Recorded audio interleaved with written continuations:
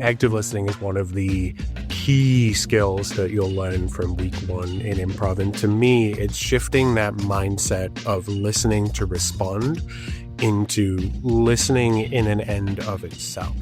So a lot of the times we feel ourselves under an immense amount of pressure to respond. And so where our brain is writing the script before that person has even finished speaking.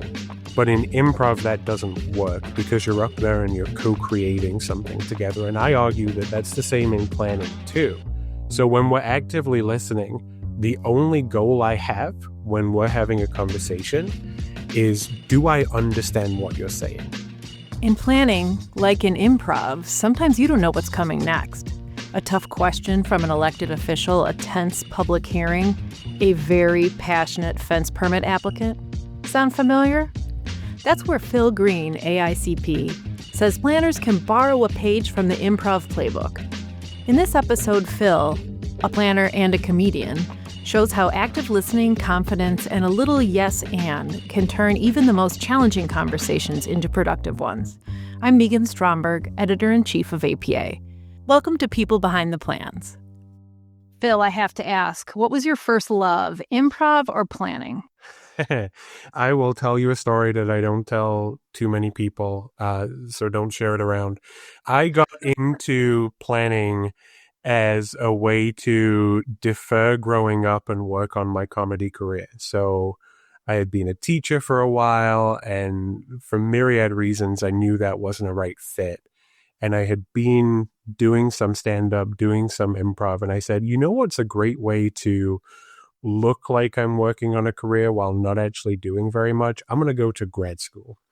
And while I'm at grad school, I'm going to work really hard at becoming a comedian. And I went to grad school for planning and I fell in love. And I was like, oh, maybe I actually do want to do this. And it's not just a way to kick that can down the road. And I kept doing comedy alongside it. But yeah, I kind of realized very quickly during that program that that's what I wanted to do. Have you ever had a moment where you're up in front of like a community meeting and your brain says, oh, I think this is a comedy show. That's what I should do right now? All the time. I am like, that's the downside of doing comedy alongside a real career like planning, is when I'm up presenting, I'm at a playing commission or whatever it is, and I'm not hearing that instant gratification of laughter coming back at me. I'm like, I'm doing something wrong. So we're actually talking today about your improv skills and your experience working in improv and in planning, and specifically how improvisational techniques can be really beneficial for planners to learn to help them in their career path. And one of the ones that we're focusing on is the skill of active listening. So can you tell us what active listening means to you? Active listening is one of the key skills that you'll learn from week one in improv. And to me, it's shifting that mindset of listening to respond into listening in an end of itself, right? So a lot of the times we feel ourselves under an immense amount of pressure to respond, to answer that question from an elected official, from a community member, from your boss. And so where our brain is writing the script before that person has even finished speaking, right? And we switch off because we think we know what we need to say. But in improv, that doesn't work because you're up there and you're co-creating something together. And I argue that that's the same in planning too. So when we're actively listening, the only goal I have when we're having a conversation is, do I understand what you're saying? That's step one. And I divorce that from the step of, and now how am I going to respond? What does that look like on an improv stage? If we can continue that thought. One of the top pieces of advice I give to new improvisers, and I think, again, it translates, is, can you summarize what your partner has just said? Can you paraphrase that? And we do an exercise called So What You're Saying Is. And that's literally what we're trying to do. If someone says something to you, can you say, so what you're saying is, and then paraphrase it right back to them? And sometimes, and people are surprised by this all the time, that in and of itself can get huge laughs because the audience is watching and paying attention to things that you're not always aware that that's what they're paying attention to. And the fact that you were able to clearly repeat back in a slightly different way what someone just said, hilarious. So what you're saying is it's sometimes surprising to the listener and the audience and maybe even the person who is speaking to hear back in a different set of words exactly what that person was saying. I see what you did there. Thank you. So what does that mean? So what's the impact that has on both parties when that kind of thing happens? There is such a validating feeling to having been heard. And there's such a validating feeling that someone is listening to you and putting value in what you say. And so we think a lot about the situations we find ourselves in. Sometimes tempers might be running high. It might be something controversial. It might be something that we weren't expecting to be so meaningful to a community, but suddenly it is. And just that ability to make people realize that, hey, I'm actually listening to you. And maybe we're not going to end up where you want us to end up in this, but know that you've been heard. And the most simple way I can show that to you is I can repeat back to you the thing you've just said. And that proves, to me, it's a connection question, right? When I'm on an improv stage, the first thing I do in any scene I'm in is I make a quick piece of eye contact with the person I'm in that scene with. That tells me that that scene that we're entering into, that's about to be about each other as opposed to us both talking at cross ends about something else, right? And so the same thing, I try and practice that every day in my planning as well, is if I'm talking to a coworker, a community member, an elected official, I'm just going to check in with you and we're going to make that connection. And whatever we're talking about, hey, this is really about us as two people meeting together right now. I love that idea of connecting as individuals in a one-on-one conversation. How do you do that in front of a group? Whether you're working with a group of people or you're presenting in front of a group or various planning situations that you might find yourself in. Sometimes, we have a planning toolbox and we have an improv toolbox too. And sometimes we're not going to be in a situation to make that one-to-one connection.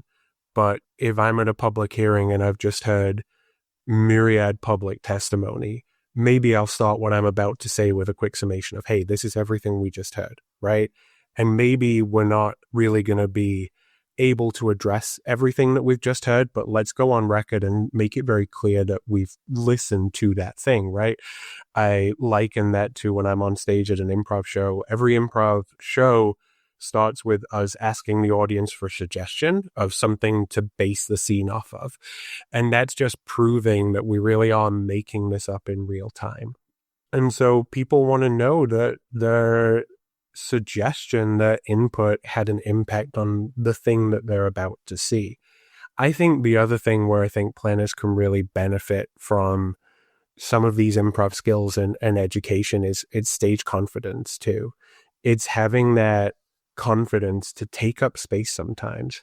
We talk about the concept of yes and, right? And that idea that that's the founding principle of improv. We're going to agree.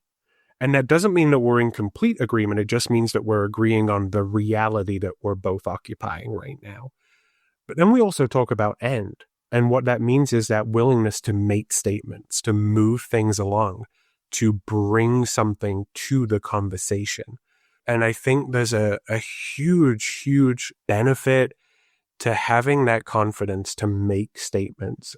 Sometimes I think as planners, we're either in this pressure to be the technocrat who knows everything, or sometimes I think that pressure goes in the opposite way, where we're under this pressure to become a passive pass-through for input. And I would argue that improv really helps me find that balance of, hey, I have as much of a purpose to be here and bring what I'm bringing to this, but I'm also looking to you, coworker, elected official, community member, to create this with me. And we're going to create this together.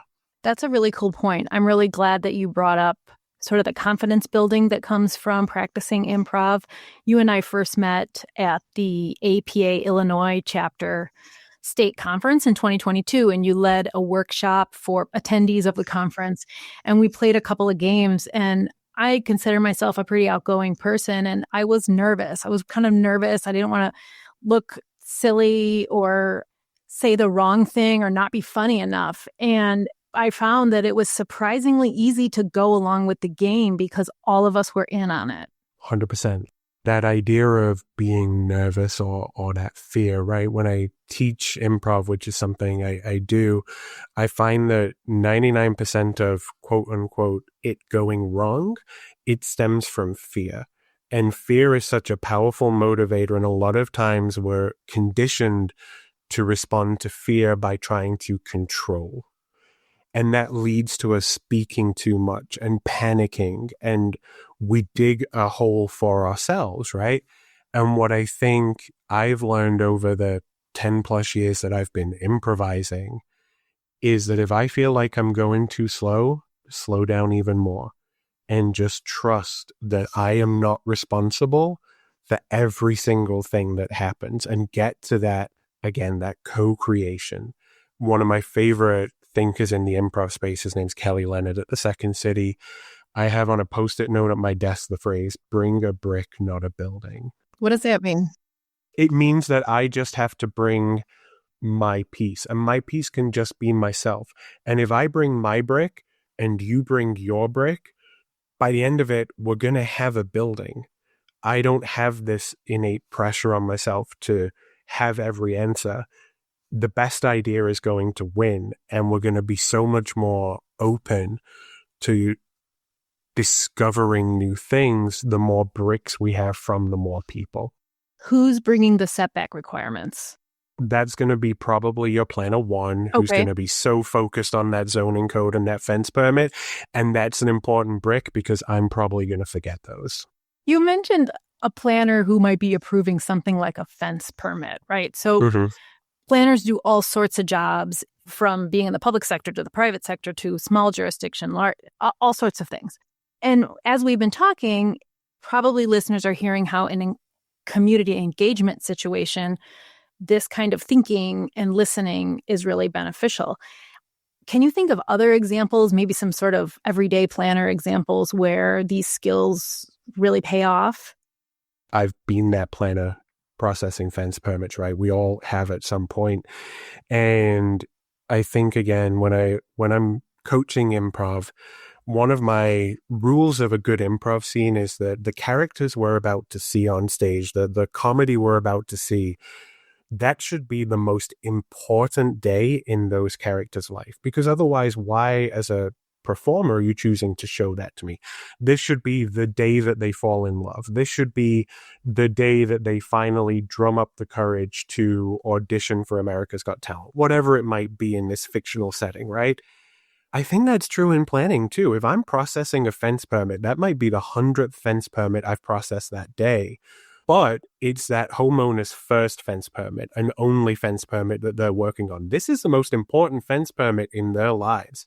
And I'm not saying that that means we have to treat every single fence permit like it's the single most important fence permit we'll ever process. But listen to that applicant. Listen when they're calling you with questions. Sometimes it's going to get so frustrating, but something I hear from people who go through improv training is it turns the most mundane conversation into the most interesting conversation, because now I'm paying attention and now I'm listening to not just what you're saying, but how you're saying it. And I'm paying attention to these mannerisms. And that, I think, is such a valuable skill to bring to the table. It's almost a customer service skill, right? Like, hey, I'm going to have so many phone calls today, but I understand that this is your only one, and let's treat that with the importance it deserves. It sounds like some of what you're saying is about picking up on these cues, nonverbal cues, verbal cues, tone of voice, body language, things that if you're really paying attention, you might pick up on, and otherwise you might not. You know, we talk about the idea that you never know what else is going on in someone's life. And so their fence permit is maybe affected by the fact that a tree fell down on their previous fence, you know, and they're going through a lot of things. So I think that's a really good way to think about it. I've also been thinking about how many times you said fence permit in that last sentence. And I like 9 or 10 is what I would say. We'll have to re-listen and see. What was your guess? Don't tell the ethics officer, but I'm actually sponsored by Big Fence to Big, get the term fence permit into this as much as okay, possible. yeah, yeah. Big Fence has been in the news not a lot lately. Something that improv does, I've never done improv before, but I've watched it. But I imagine you really got to think outside the box, right? You don't really know what's coming at you. Yes. And you have to respond in the moment. 1, you have to be entertaining. 2, and you have to really pay attention. So how does both the active listening, but also that immediate on the spot creativity help in doing planning work? It's interesting that you use the term creativity, because something that I'm really big on in the improv world is the difference between creation and discovery.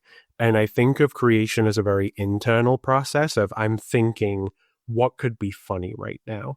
Discovery is I'm being a little bit more vulnerable and I'm open to whatever my partner brings.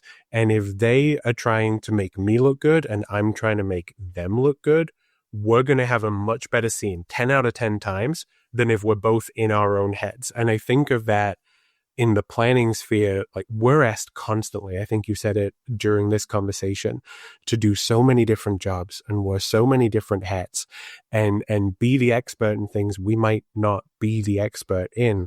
I've been in situations where we're in crisis mode and we need to deliver a training that I've got an hour to prepare.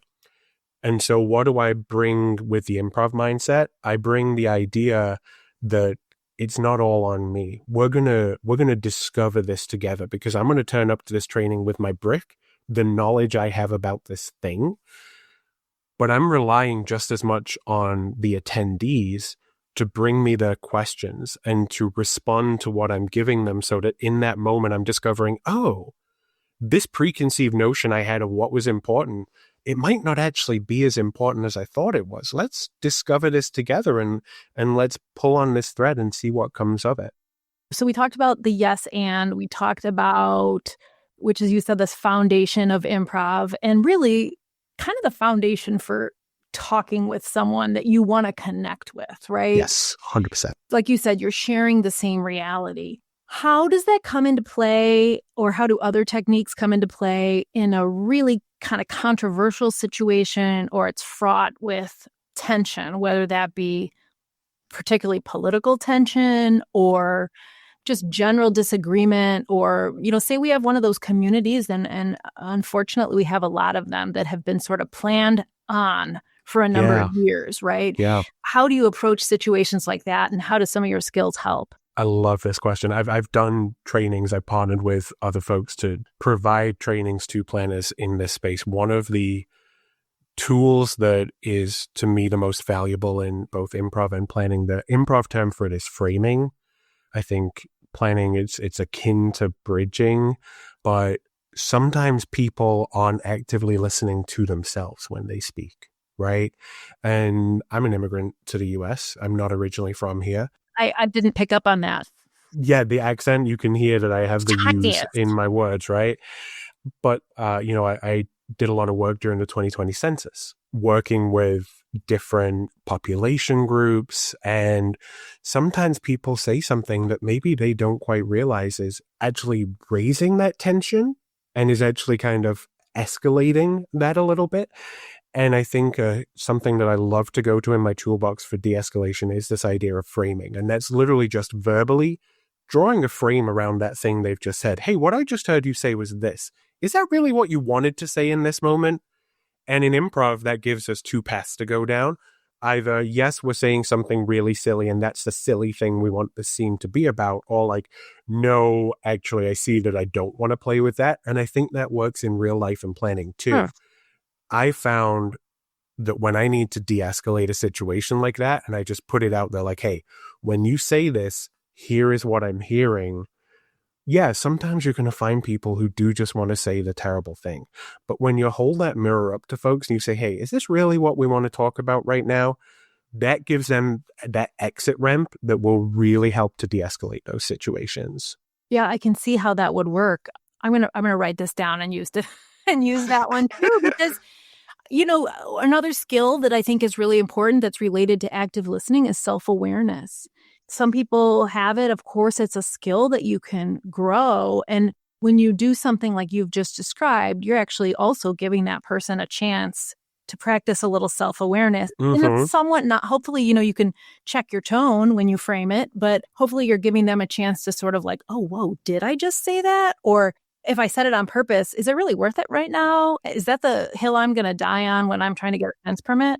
Right. It's dialing in instead of calling out. And I do it during improv shows too. When you've got the drunk bachelorette party that's just yelling obscenities during the whole show, that's obviously a very different situation. And at that point, I'm getting off the stage. I'm going into the audience. I'm sitting down with them. I might steal their drink because that's a very different situation. But it's the same effect of just reminding them that even though the lights are down and I'm on stage for your entertainment, I'm still a real human and I can still hear you. And let's connect right now and realize that each other is a human. And I think that works just the same. Obviously, I'm not going to steal your glass of champagne at a public hearing, but I am going to take that opportunity to just come down from the dais and help us realize that, hey, we're all just trying to get through this. Let's think about how we want to treat people right now. I'd just like to go on the record saying I apologized for that.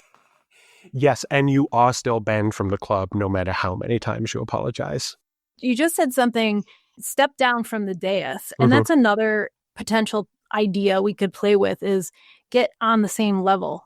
When you're on stage, you're both standing on this at the same level. And oftentimes when you're in like a hearing room or something, right, there's that dais. So maybe there are also some physical cues or some physical things you can do to literally level the field that you're both on. Megan, you notice about me, I'm huge into wearing costumes. Am I going to go to a public hearing in costume? Probably not. But is the person who's dressed up as one of the Sanderson sisters from Hocus Pocus immediately more approachable than the person who's dressed to the nines in a suit and tie? Context is everything on this thing. But again, that self-awareness, I'm 6'3". I'm a large man with a beard. I'm not always the most approachable person because of that. So what can I do to kind of lower my own status? That's something that's a 2-week course in an improv class, is learning to read the status that people enter a room with.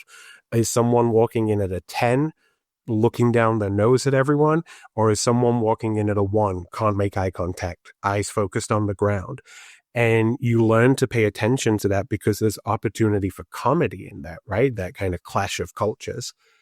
There's also opportunity in the real world for connection then, that I'm paying attention to where you're coming at me from, and I can meet you. Hey, maybe I'm noticing that you're someone at a high status who talks a lot about your accomplishments, and that's the language you speak. So I'm going to talk about my accomplishments with you, and we're going to bond over that, and we'll respect each other.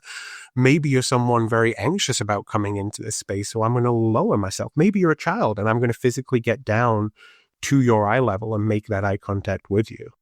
Something we maybe have seen ourselves or we've heard about happening is when someone gets up on a stage and totally bombs, just fails. And you can kind of see it in their eyes, the panic, and you even feel for them. What can we learn from that experience? I can tell you, as someone that has never bombed, I have killed 10 out of 10 shows that I've done. No, I'm kidding. I have died on stage so many times. And the reality is you get up and you do it again, right? And there's something so liberating. You almost want to bomb horrifically as soon as you can, right? Because it's still there. And one of the things you learn, we've talked today about self-awareness. And I think one of the things that I've really learned over the years is no one's paying as much attention to you as you are. And so you'll go away with all this internalized shame, regret, fear, whatever it might be from that experience of bombing. But you'll go up and you'll do it again next week, and it'll be a completely different experience. And the thing that you learn, you do it enough times, hey, the same is true of success as well. So there's no resting on your laurels. There's always going to be another show. There's always going to be another opportunity, and you're only as good as the next time you do it. And I think that's true in planning as well, right? You're going to make mistakes. Lord knows I've made plenty of them. What, to me, as someone who coaches as well as performs, right? The difference between a good improviser and a great improviser, and I think this is true in planning as well, it's not about can you avoid bombing? It's can you learn from that? And do you have the tenacity to keep going anyway? And are you aware that it maybe didn't go so well? And do you have a plan for what you're going to do differently next time? What about recovering in the moment? If like when you see it happening, which by the way always happens in slow motion for me. Honestly, I'm at the point, again, I've been improvising now for coming up on 12 years. I'm at the point where I kind of love it. And I'll bum harder. Like there's a phrase, commit to the bit, and the theater I mostly perform at is called The Bit, partially in honor of that. And you commit harder to the thing that you're doing. And again, you're going to survive. Here's where I think it relates to planning. If you're having fun, that is 90% of what it takes to win over an audience. An audience can really, really see when you're not having fun. Megan, you said yourself, like you feel that fear in the eyes, that tension, the shoulders hunch, the teeth clench, and that's someone who's bombing and having a bad time with it. If you're having fun and you can relax and know and trust that you'll get through it, that's going to lower the temperature in the room and make it easier to recover from. Do you have any go-to jokes that you like to open a community engagement meeting with? Yes, it's become less effective over time as my accent has kind of eroded. But I do like to tell people that I am not originally from here. I do have an accent, and subtitles are available on request. Early on, when I first moved here, that killed every time. Now people are like, where are you from? Boston? So I'm going to have to find a new one. Where are you from? I'm originally from Liverpool, England. I've been here in Chicagoland for coming up on 8 years at this point. And did you do grad school here or over there? I did grad school over there. So I'm a University of Liverpool alum, undergrad sociology, grad school planning. And killer comedian on both sides of the pond. Yeah, my comedy transcends borders.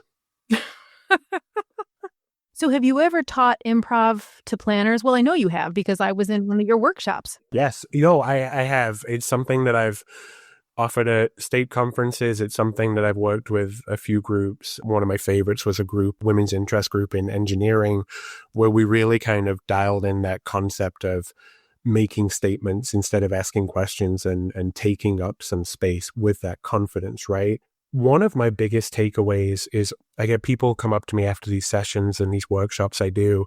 They thank me for giving them space to play. Yeah. And I think we talked about that planner reviewing permits and what have it be, right? That sometimes we feel trapped in this position of the critic, the reviewer. And I challenge that. I think planning is one of the most creative industries it's possible to be in. We're storytellers. We're telling the stories of our communities. We're telling the stories of individual properties. We're telling the stories when we apply for grants.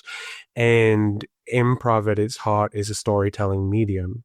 I challenge all of my improv students who are learning improv to be improvisers. Hey, can you tell me what was funny about that scene in 5 words or less? And I think the same is true. That skill comes out of just play and being willing to take risks and fail early and often. It's never going to be as big of a deal as you think it is. I am not advocating on this podcast that people should go out and make intentional errors in staff reports. Please don't tell your boss that Phil said that's okay. But it is okay to stumble over your words at a public hearing. It is okay to try one approach to solving a problem and that doesn't work, so you pivot, right? Improv teaches us to celebrate those failures because they're opportunities. One of my favorite improv coaches told me improv is like a river and you can go with that current or you can try and swim against it. But either way, you're going to find your way to an exit point from that river, so you may as well go with the current instead of fighting against it.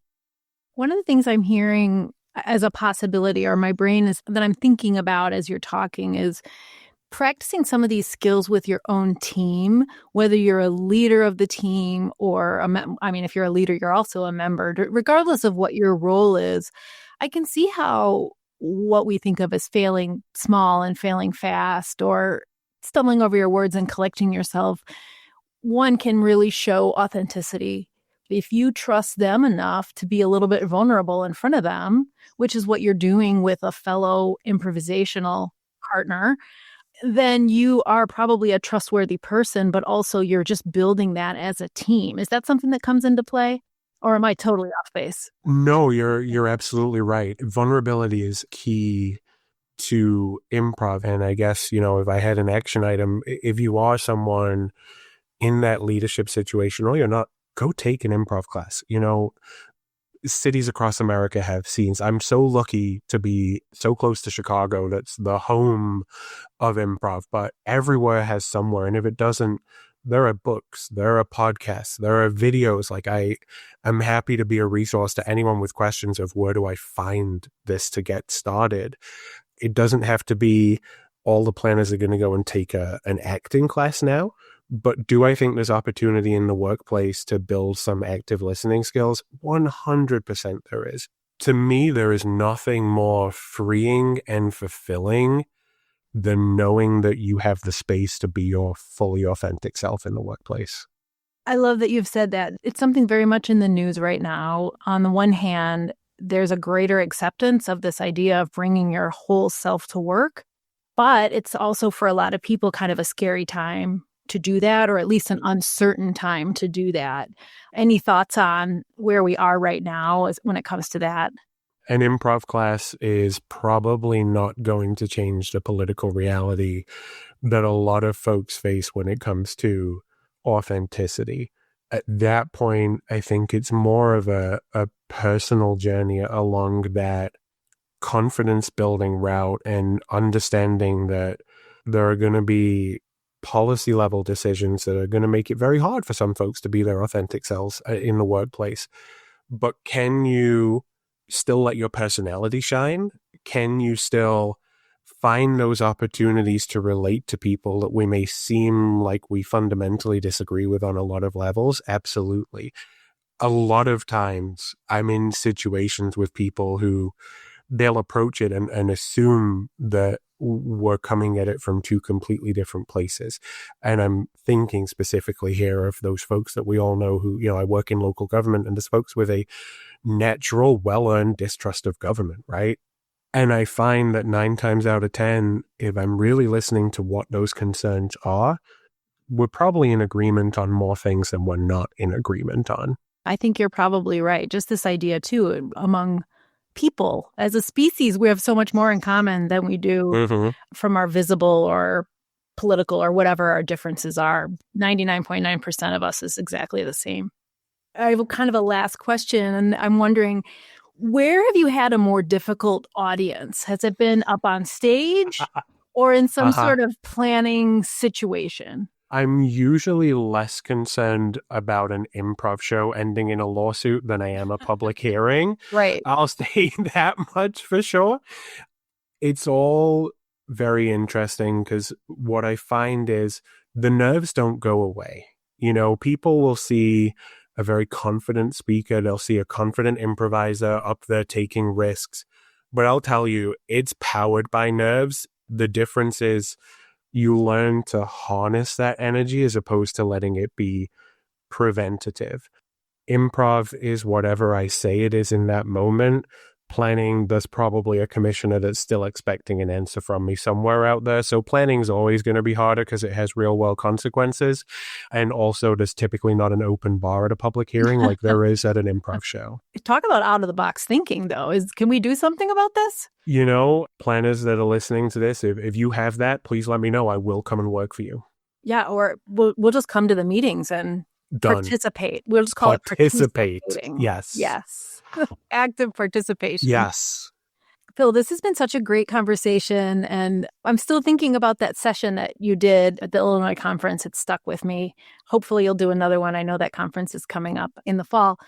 One of the games we played was where we build a sentence or a story where each of us is contributing a word. In that case, we were in a really big circle, so it got pretty interesting. Can you remind us how that game works? Yeah, one word at a time. We'll tell a story one word at a time, and I'll tell you what I tell everybody who does this game. The most important thing is the last word you heard. It's otherwise you're swimming upstream trying to get back to something 10 words before. If you want to give it a go, we can. Oh, that sounds fun. Let's do that. So, this has been potentially the most wonderful yet concerning conversation that our podcast listeners will ever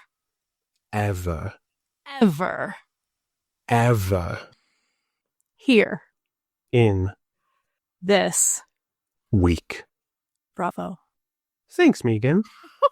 You see what happened there? I got a little nervous about continuing it, so I just shut it off. End scene. End scene. Bravo. That's like my favorite thing. I call it the Family Guy joke. It's when a joke goes on too long to not be funny, but then it goes on just a little bit longer and it's funny again. Chef's kiss in the comedy world. Wonderful. Well, this has been so fun, and I've actually learned a lot about active listening, improv, awareness, fence permits, big fence. They're coming. Yeah, they're coming. So look out and just be aware, be aware. Just listen to each other. Make a connection. Thanks so much, Phil. Thank you. Thanks for listening to another episode of People Behind the Plans, an APA podcast. If you want to hear more great conversations with experts from across the planning landscape, subscribe to APA Podcast so you'll never miss an episode. And if you like what you're hearing, rate us on iTunes. You can find People Behind the Plans on Spotify, Apple Podcasts, Overcast, or wherever you get your podcasts. You can also find our entire library of episodes at planning.org/podcast.